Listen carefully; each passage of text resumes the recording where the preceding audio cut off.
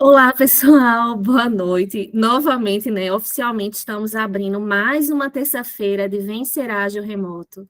Eu queria pedir autorização de todos para gravar esse encontro muito especial com a nossa convidada mais do que querida, que é Erika Lotz, uma pessoa que eu sou fã e que está trazendo um tema muito rico para todos nós, que é o direito e a gestão das pessoas, né? Como selecionar de forma eficaz as pessoas. Então, Érica, quero te agradecer, quero agradecer a Valdemiro, ao pessoal da ELS, pela parceria, né, e por permitir que a gente tenha a oportunidade única de ouvir vocês. Então, obrigada novamente, a palavra é sua. Breno, quem tem que agradecer aqui somos nós da ELS, né? De poder levar para vocês, de compartilhar um pouco do que nós fazemos aqui no dia a dia e também compartilhar. Muitas vezes o profissional ele tem uma determinada inquietação e acredita que é uma dificuldade que ele tem em determinada situação, como por exemplo aqui na seleção de pessoas. E não é, é uma coisa que é tão compartilhada.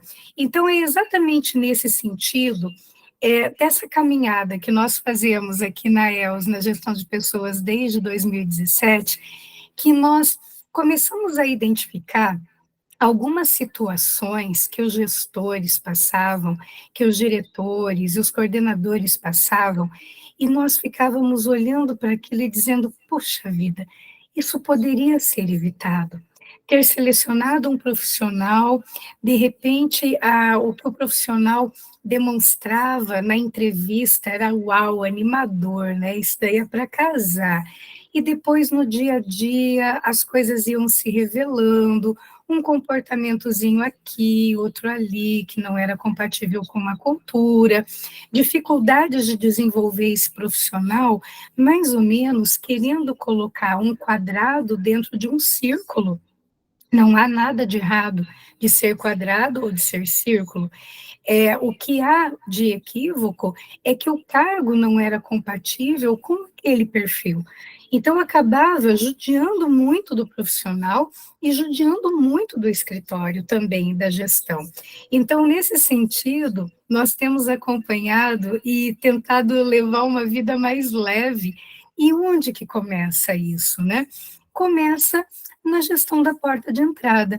Então, talvez você já tenha se passado por essa situação no seu escritório, dos desafios de uma contratação.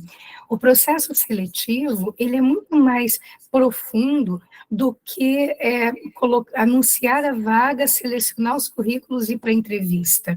Então, nesse sentido, algumas perguntas aqui, né, que eu gostaria de começar com vocês. Como é que tem sido a prática de contratação, de seleção de pessoal aí no seu escritório? Quando você olha para essa prática, qual é a avaliação que você faz? Quais os pontos de melhoria você tem? Ou quais os pontos que, depois de você ter realizado, você olha, né, para o processo e diz assim, uau, se eu tivesse cumprido mais uma etapa, talvez eu teria coletado um conjunto maior de informações. Então, a ideia aqui é compartilhar com vocês algumas boas práticas no processo seletivo que vai realmente impactar num ponto muito interessante, que não é só a produtividade, mas é também a retenção de um bom profissional. Existem muitos profissionais no mercado, mas nós sabemos o quanto precisamos, assim, escolher com muito cuidado o profissional que realmente vem para somar no nosso negócio. Então, primeira pergunta aqui que eu te faço, né? Qual que é o seu maior desafio na gestão de pessoas? E aí talvez você me diga, olha, elencar o maior desafio talvez seja uma tarefa difícil, mas um grande desafio é realmente conseguir que um profissional ele seja produtivo e que ele esteja satisfeito e se percebendo crescendo também nesse trabalho, porque isso impacta tudo na empresa, impacta o clima, impacta a comunicação, impacta a produtividade, impacta a profundidade do vínculo, do comprometimento e da parceria desse profissional. Então, o que que acontece aqui? Como o nosso ponto hoje é tratar sobre o processo seletivo, eu gostaria de te fazer essa pergunta: como é que tem sido os últimos processos seletivos do seu escritório? Que tipo de etapas?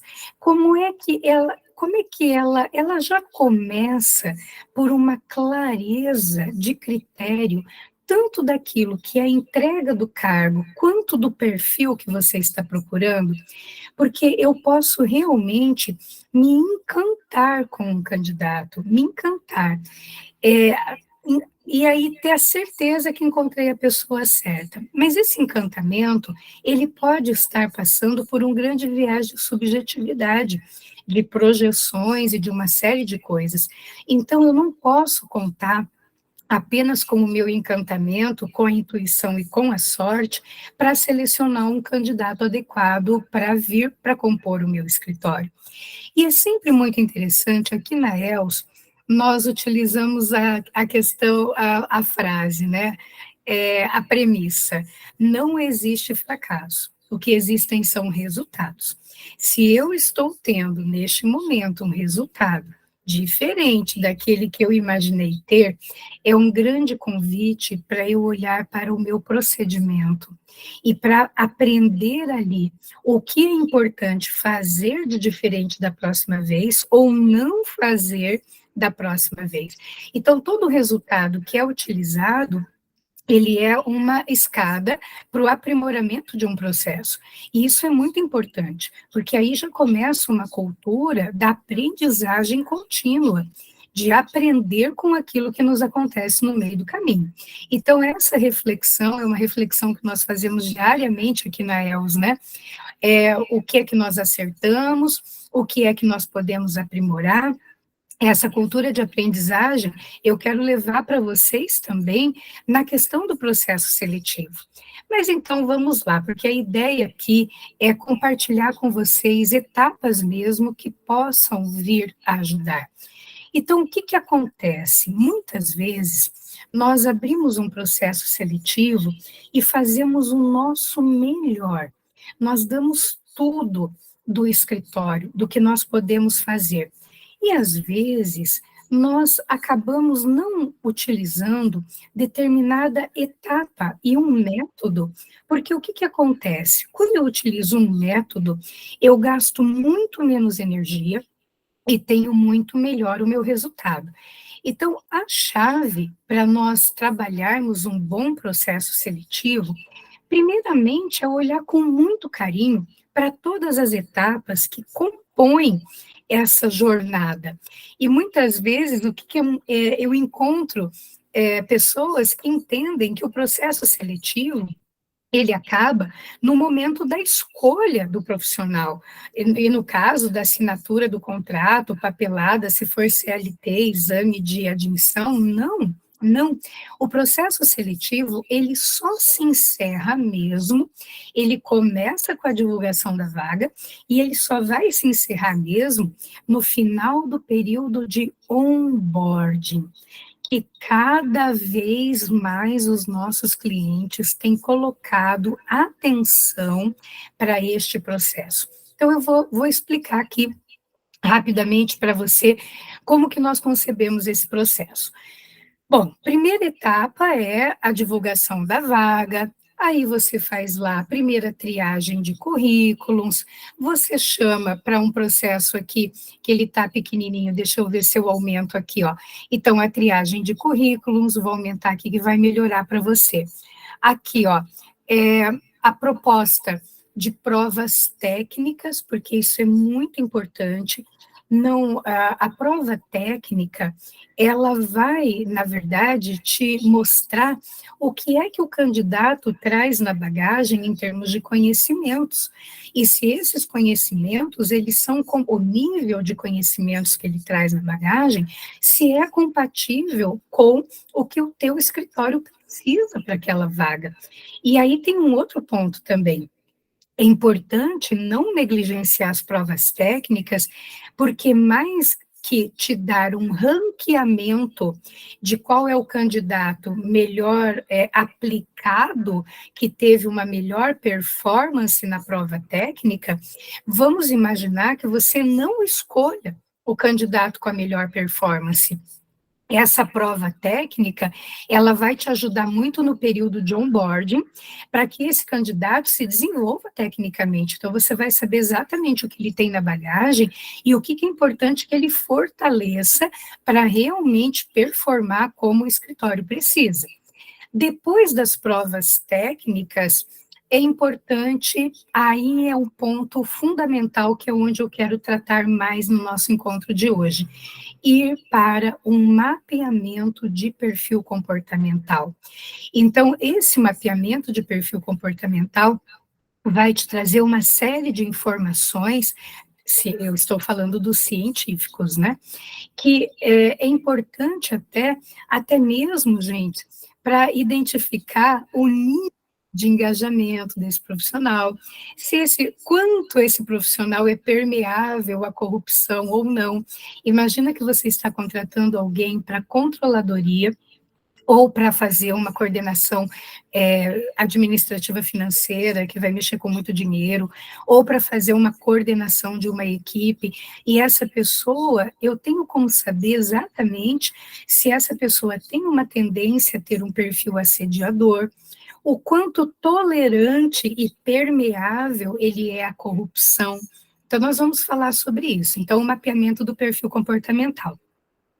Depois desse mapeamento do perfil comportamental, aí é muito importante trabalhar as entrevistas. Mas as entrevistas, o foco são entrevistas comportamentais com foco em competências. E aí a pergunta é, quais competências? Aquelas que é importante que eu tenha claramente mapeadas na minha engenharia de cargos, no meu descritivo de cargos, porque aqui tudo, a palavra-chave é clareza. Depois que eu faço toda essa bateria, eu tenho a decisão de contratação. E aí, quando eu decidi contratar, entra um novo processo, que é o processo de onboarding, que ele tem uma preparação, que tanto é dar as boas-vindas, preparar a mesa do profissional, os acessos, o e-mail, verificar se está adequado ergonomicamente, toda essa preparação.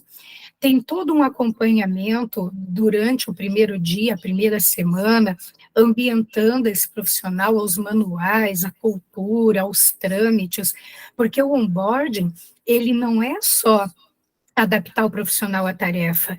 O onboarding, ele é um processo muito sistêmico, ele vai adaptar o profissional, ele vai ambientar o profissional às tarefas, o profissional ao gestor imediato, o profissional aos pares, o profissional à cultura, o gestor imediato ao novo profissional, a equipe ao novo profissional.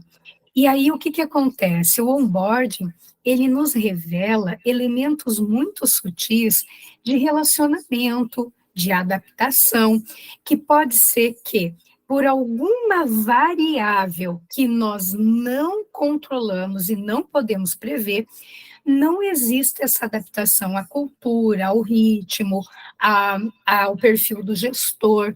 Então, tudo isso é muito importante, reduzirmos os riscos para chegar no onboarding, termos um processo de ambientação e de desenvolvimento do profissional, porque é um equívoco acreditarmos que um profissional, ele vem prontinho, bonitinho, assim, plim, apareceu.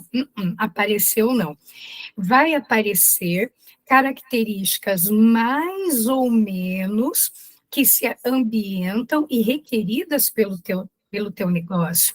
E vai claramente existir necessidades de aprimoramento. Então, esse é o período de onboarding. Quando finalizamos o período de onboarding, aí é a decisão real.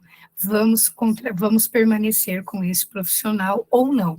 Aí acabou o meu processo seletivo. Na decisão pós-período de onboarding, que envolve diretamente o gestor, na oferta de mentorias, de feedbacks, é uma coisa bem sofisticada, mas o que eu posso te dizer?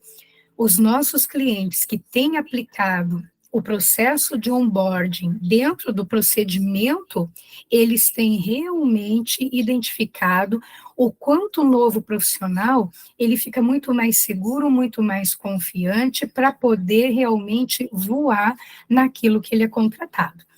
Então, o que eu quero te dizer de primeiro ponto? Existe um elemento fundamental que vai tingir as cores de tudo isso que eu estou te dizendo aqui, que é a clareza. Olha, não é raro nós encontrarmos processos de contratação que o escritório não tem mapeado aquilo que ele procura. E aí, se eu não tenho a clareza do que eu estou procurando, como é que eu vou saber que encontrei? Então, o primeiro ponto, a chave de ouro para uma boa contratação, ela começa na clareza. E aí, gente, é a nossa tarefinha de casa. O que é a clareza? Nós trabalhamos muito com o que chamamos de engenharia de cargos. Então, essas engenharias de cargos, ela traz, primeiro de tudo, né, a clareza do perfil, ela traz a clareza dos requisitos de acesso para te ajudar no primeiro momento da triagem de currículo, ela traz a clareza das entregas que aquele cargo tem. Eu estou contratando um profissional para me entregar o quê? A engenharia de cargos tem a clareza também dos indicadores de desempenho, que nós até não utilizamos tanto nesse processo de contratação, tem a clareza das características culturais da empresa, porque eu posso cometer um grande equívoco, trazer alguém muito bom tecnicamente, mas vamos imaginar que não combine com o perfil do gestor. E aí eu vou ter um baita de um problema. Então, eu preciso, no processo seletivo, minimizar ao máximo, reduzir os riscos, porque um processo seletivo que dá ruins no final, ele custa muito caro para o escritório. Ele custa caro não apenas no investimento que você vai para procurar currículos e tudo, mas ele custa caro pelo tempo que você investe treinando esse profissional, cuidando do onboarding, o que não é produzido, o impacto que dá na equipe. Então, o processo seletivo, ele tem por missão reduzir ao máximo o risco. Por isso é que a palavra clareza é fundamental. Então, olha só, o primeiro ponto, vou colocar aqui, né, para vocês. Vamos pensar aqui num desafio. Como seria se você tivesse que contratar hoje um advogado sênior para o contencioso? Então, vamos lá, porque daqui a pouquinho vem uma partinha prática aqui, tá? Então, a ideia, o primeiro ponto, antes de você divulgar a vaga, é muito importante você ter a clareza dos teus requisitos de acesso. Então, eu vou contratar um sênior, qual é a graduação, qual é o tipo de pós-graduação requerido, esses são os requisitos de acesso. E aí, um ponto muito importante, quais as competências técnicas esse profissional é importante que ele tenha, e quais as competências comportamentais. O que é competência técnica? É qual conhecimento, em qual nível você precisa desse conhecimento. A competência técnica são os hard skills, né? Então, você vai contratar um profissional para o contencioso. O que é importante que ele domine? Quais são os conhecimentos periféricos que é importante que ele tenha para que ele possa ter uma boa performance, para que ele possa trabalhar com excelência? E aí, eu não diria mais importante, né? É como perna direita, perna esquerda, braço direito, braço esquerdo, as competências comportamentais específicas do cargo. Em homenagem ao meu querido Fabiano, que eu tanto admiro, que para mim é o papa da controladoria jurídica, eu vou dar um exemplo de contratar um perfil comportamental para a controladoria. A controladoria jurídica, eu preciso de um perfil comportamental que seja muito atento a detalhes, muito atento, que seja extremamente organizado, que tenha uma comunicação interpessoal assertiva e elegante, porque muitas vezes ele vai cobrar pessoas, ele vai cobrar advogados, ele vai cobrar até o diretor dele, não é? O sócio do escritório. Então, é muito importante que ele tenha esse rigor e ele tenha também uma elegância no trato. E isso é possível identificar no mapeamento de perfil? Com certeza é. Então, eu posso trazer alguém extremamente entendedor de boas práticas de controladoria, mas acabar tendo problemas e desviando por conta da capacidade de concentração, ou então criar problemas relacionais no escritório por conta da rispidez como trata aquilo. Então, é importante que eu tenha um perfil que seja compatível com a vaga. Eu, por exemplo, não duraria uma semana em controladoria jurídica por conta do perfil, não é? Então, não é que a pessoa seja ruim ou não. A pergunta é, ela é compatível ao cargo ou não?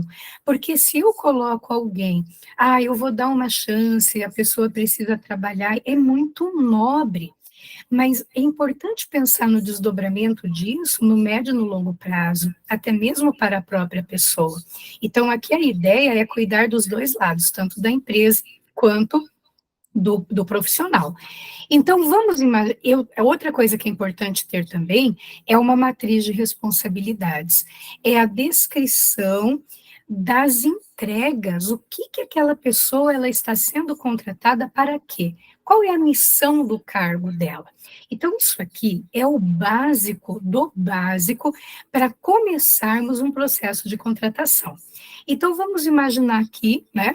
Então, você descreveu, você tem as competências técnicas, para que eu vou ficar perdendo tempo com isso? Escrever que tipo de conhecimento ele tem, para nortear quais as provas técnicas eu vou fazer. Se eu preciso de alguém com profundo raciocínio jurídico, eu vou trabalhar uma prova técnica que me demonstre o raciocínio jurídico que ele tem.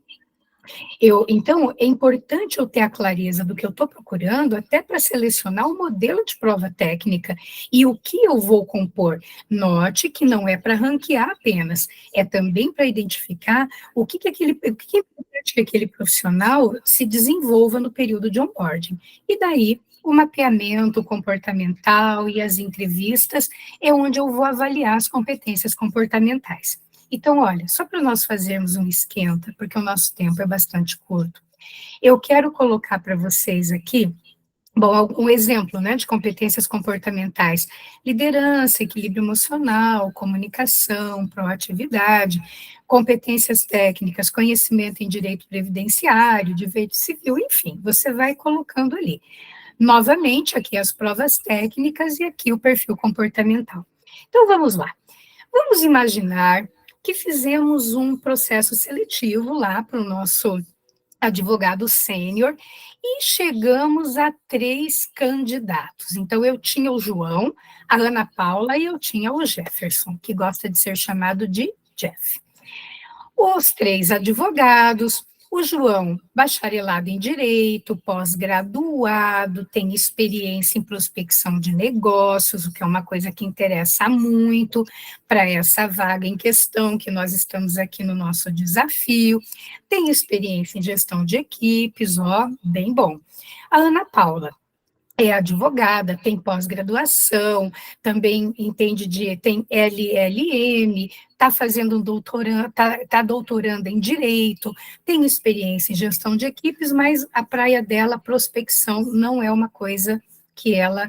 É uma coisa que o escritório está procurando, mas ela não tem muito essa expertise.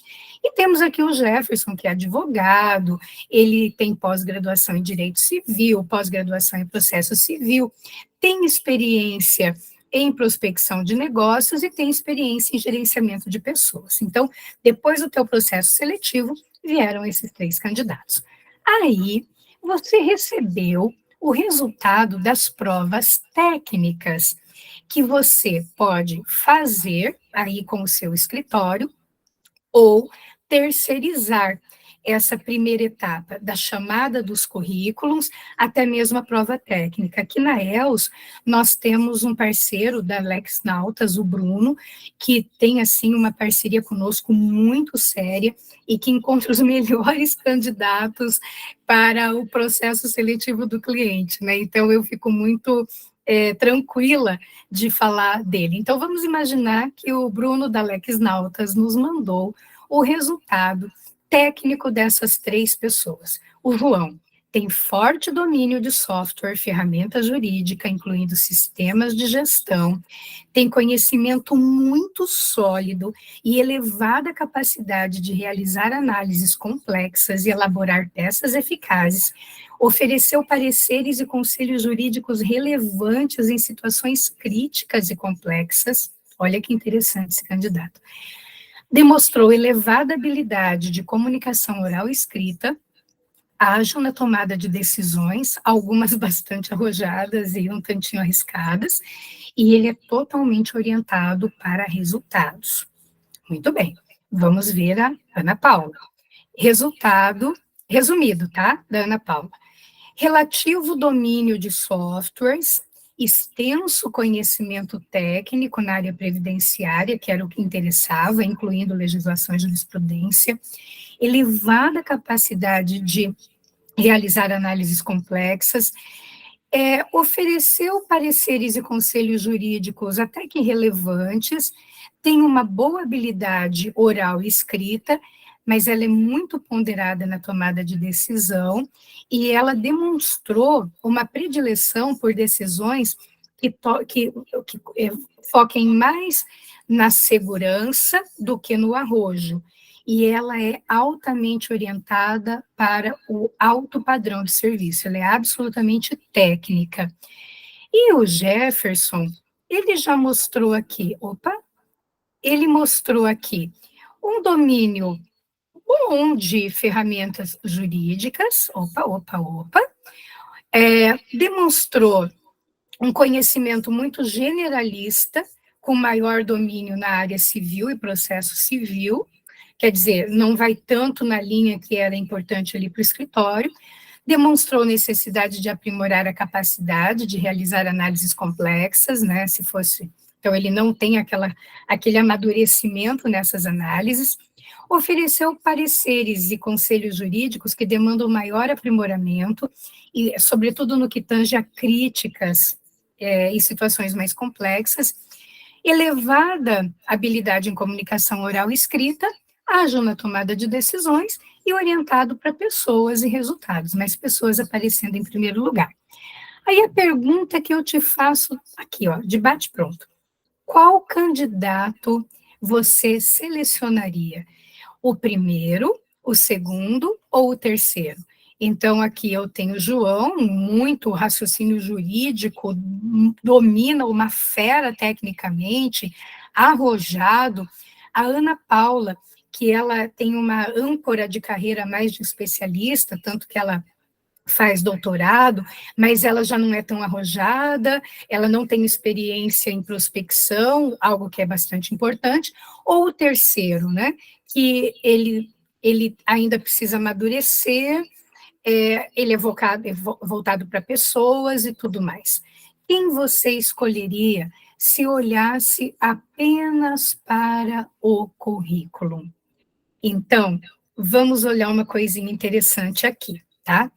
Vamos agora para o segundo passo, que é a avaliação do perfil comportamental, antes de tomarmos a decisão. Então, nós aqui da ELS trabalhamos com diversas ferramentas e instrumentos cientificamente validados, né, para poder avaliar uma série de elementos aqui do candidato. Eu vou colocar 2 situações para vocês. A primeira situação, nós fizemos todo um acompanhamento de uma escolha de um diretor, de um grande escritório, e candidato fantástico. Quando nós olhamos para o impulso de carreira dele, ele tinha um impulso de carreira de especialista. e nós precisávamos de alguém com um impulso de carreira generalista que gostasse de assumir uma gerência geral. Então, colocamos isso, né, para o nosso cliente, tudo, dizendo que, olha, é muito bom, só que pode bater na trave, porque ele não tem uma âncora de carreira de gerência geral. Ele não é motivado a mandar nos outros, o negócio dele é ser especialista. Não, mas tudo bem, nós vamos arriscar.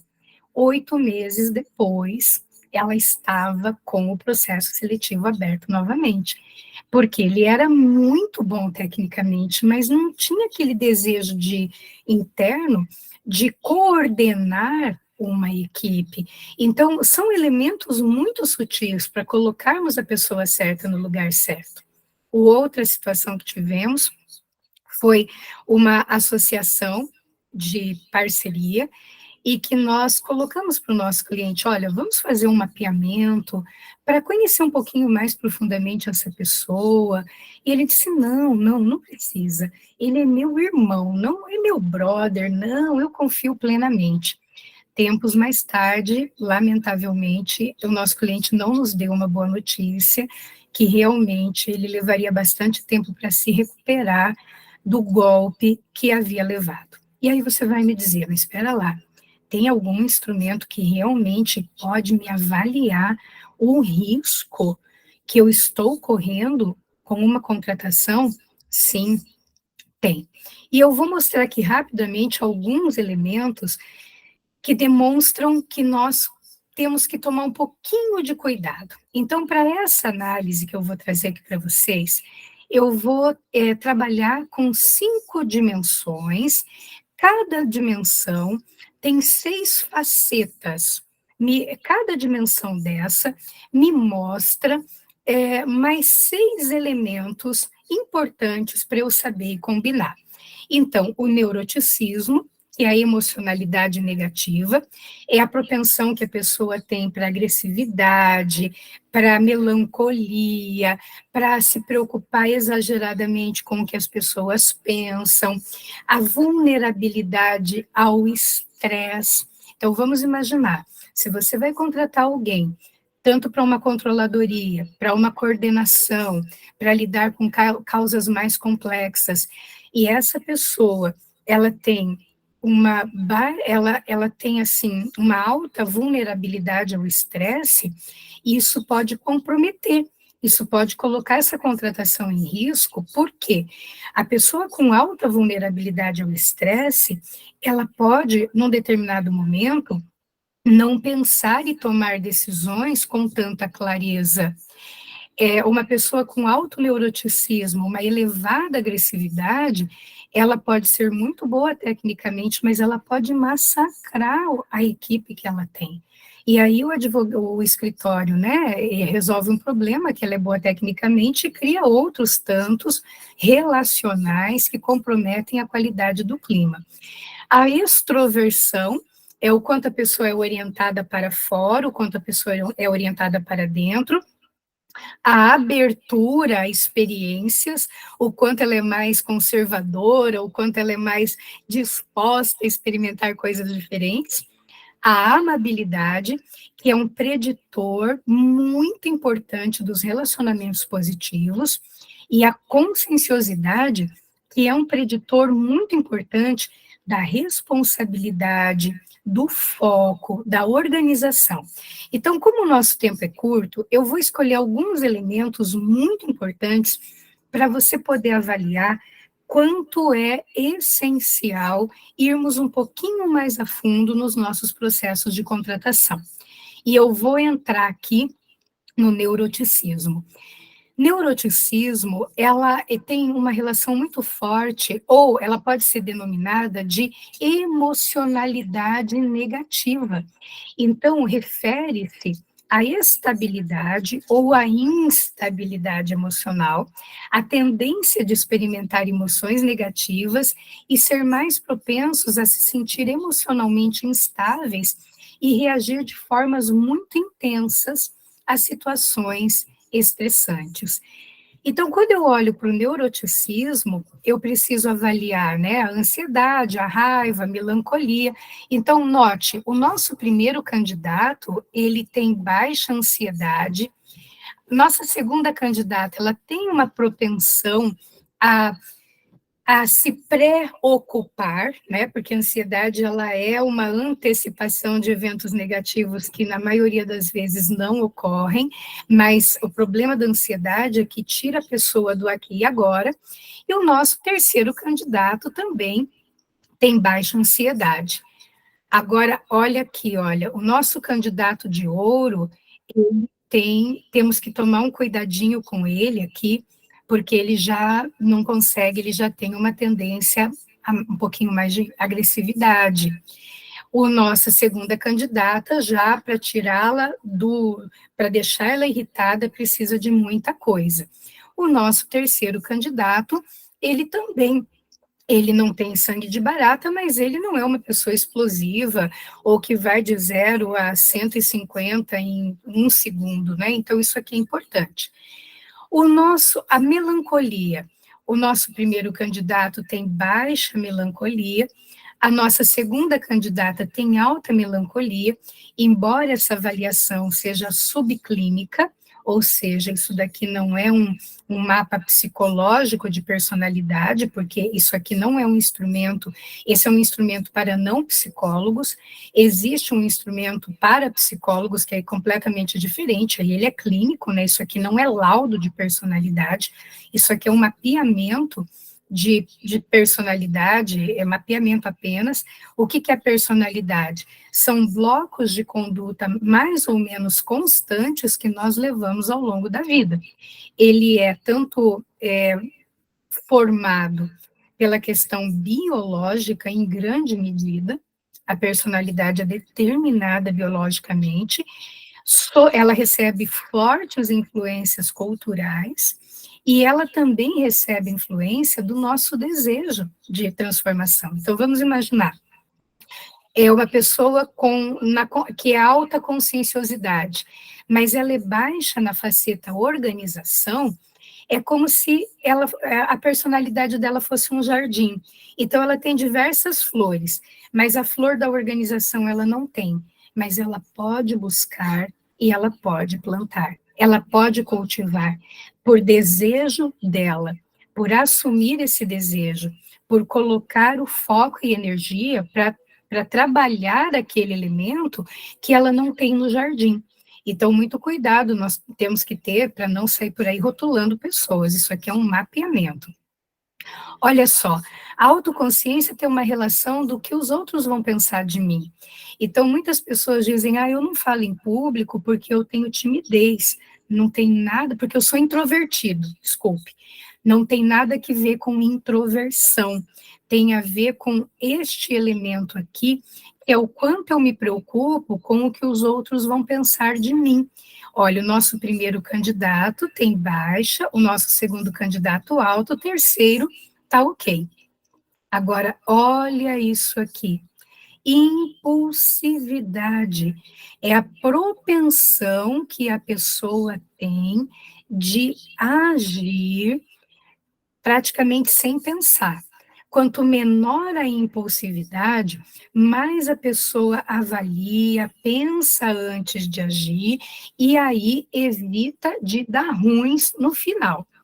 Então, olha aqui, ó, eu tenho aqui alguns pontos muito positivos do meu candidato, do candidato A, tenho pontos muito positivos do candidato B, tenho pontos positivos do candidato C.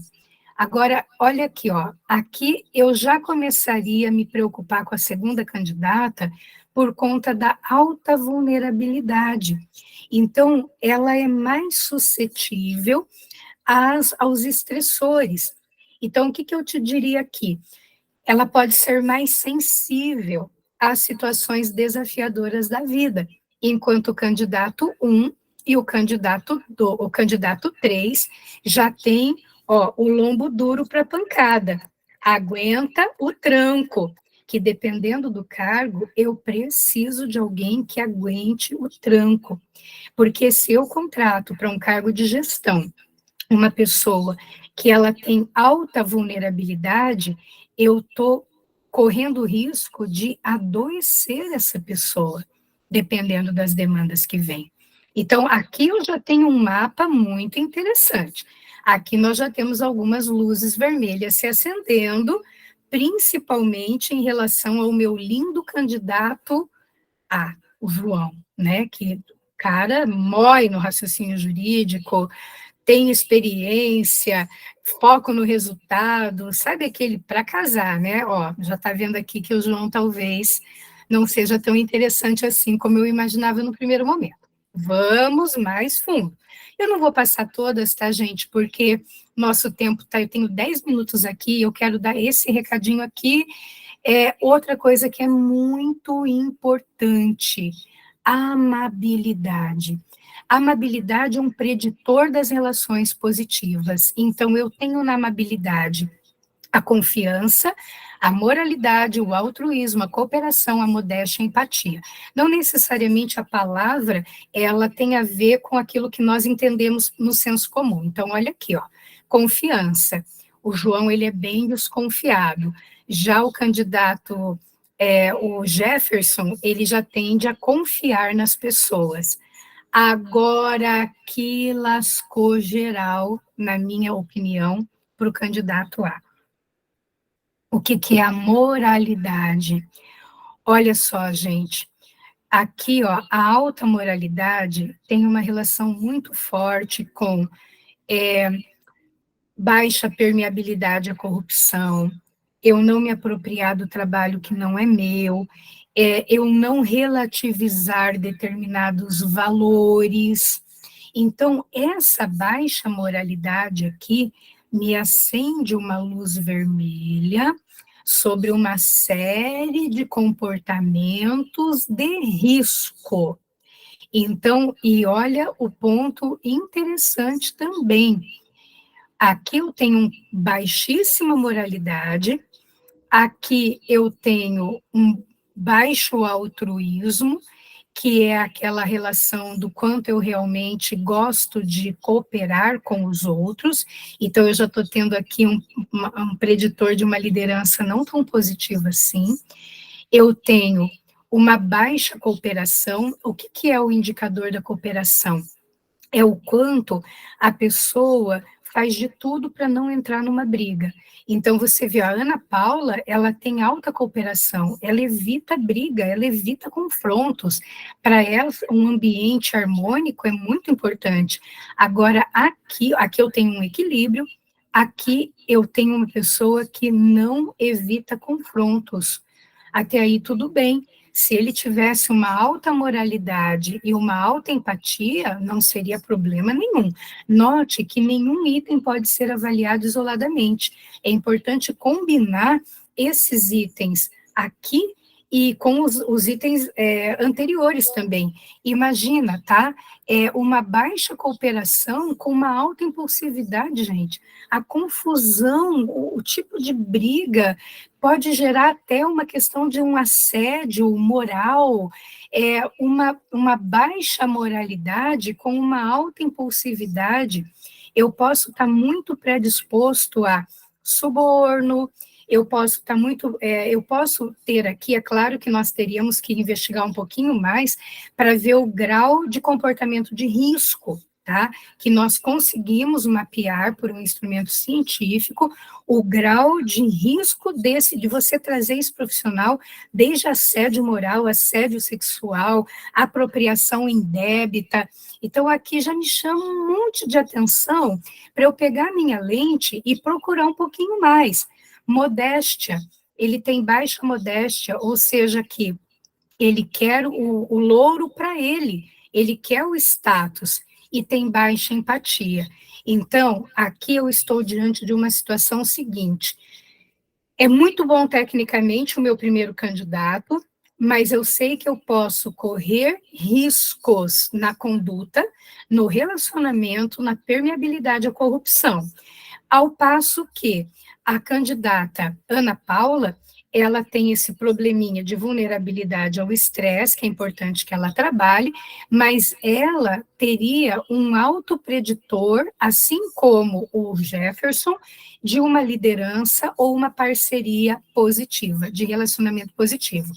E tem mais coisas, mas eu quero passar aqui o último, um fator importante, que é a conscienciosidade, que vai olhar para a responsabilidade desse profissional, e aí uma coisa que é bem interessante, né? A ordem, a necessidade de estrutura e organização, notem que a Ana Paula, ela é eminentemente técnica, extremamente organizada, o Jefferson já é mais soltinho, né, nessa questão da organização, a alta eficácia é o quanto a pessoa acredita que ela pode realmente se desenvolver, tá? O senso de dever. Eu estou assumindo um compromisso, eu vou até o fim, mesmo que não me seja agradável, mesmo que seja extremamente desafiador. Olha aqui, ó, o nosso primeiro candidato, olha o nosso último candidato. A Ana Paula, ela não entregaria um trabalho, ela poderia passar semanas em claro, mas ela entregaria o trabalho. Tá aqui, ó, a entrega de trabalho. Agora, olha esse perigo aqui, né? A cautela. A cautela é a capacidade da pessoa projetar os cenários e tomar as decisões com base nessas projeções. Então, o nosso primeiro candidato, ele tem baixíssima cautela, altíssima impulsividade, elevada agressividade. Então, aqui, esse mapa vai me ajudando a colocar os prós e os contras dos profissionais. Então, olha só, por isso é que é tão importante fazer provas técnicas e comportamentais, porque pode ser que você que estava muito predisposto a contratar o João lá no início das provas técnicas, agora esteja com um sinal de alerta muito grande em relação à conduta de risco, achando que o melhor mesmo seria começar a conversar com o Jefferson. Por quê?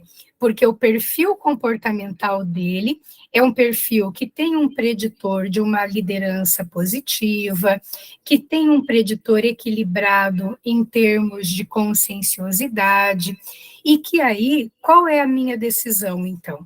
Eu vou contratar o João e vou correr todos esses riscos, mas aí, se eu contratar, eu vou casar consciente. Ou eu vou contratar o Jefferson, que eu vou precisar apurá-lo tecnicamente, que neste momento ele não me traz o que eu preciso do meu escritório. Aí eu volto lá no onboarding para poder trabalhar com ele, caso eu entenda que ele é uma boa aposta. Ou eu posso, na verdade, também apostar na Ana Paula para um cargo profundamente técnico, né? De repente, isso já aconteceu muito com os nossos clientes, assim, olha, eu não foi para essa vaga que eu abri esse processo seletivo, mas eu vou ficar com essa candidata, porque eu vou colocar essa moça aqui para trabalhar na minha equipe de produção. Isso acontece muito. Ou então, eu vou começar o meu processo seletivo novamente. Enfim, gente, isso aqui foi só um pouquinho que nós trabalhamos no nosso dia a dia, e aí, como o Valdemiro falou, quero apresentar para vocês de primeira mão, olha, esse livro aqui está fresquinho, é o meu mais recente livro, que eu trago uma série de assessments que nós podemos utilizar, tanto no processo seletivo, quanto nos processos de desenvolvimento, para criar estratégias de retenção, de reconhecimento e recompensa. Então, aqui de primeira mão para vocês. E é isso, gente. Nossa, já deu aqui o meu tempo, né? Eu super agradeço, e aí eu abro perguntas. Ai, Érica, incrível, incrível como sempre. Eu vou agradecer novamente a presença de todos e a sua em especial, e vou fechar a gravação para que todo mundo fique mais à vontade para os pós-créditos, como a gente costuma dizer aqui. Muito bem. E aí, fez sentido para vocês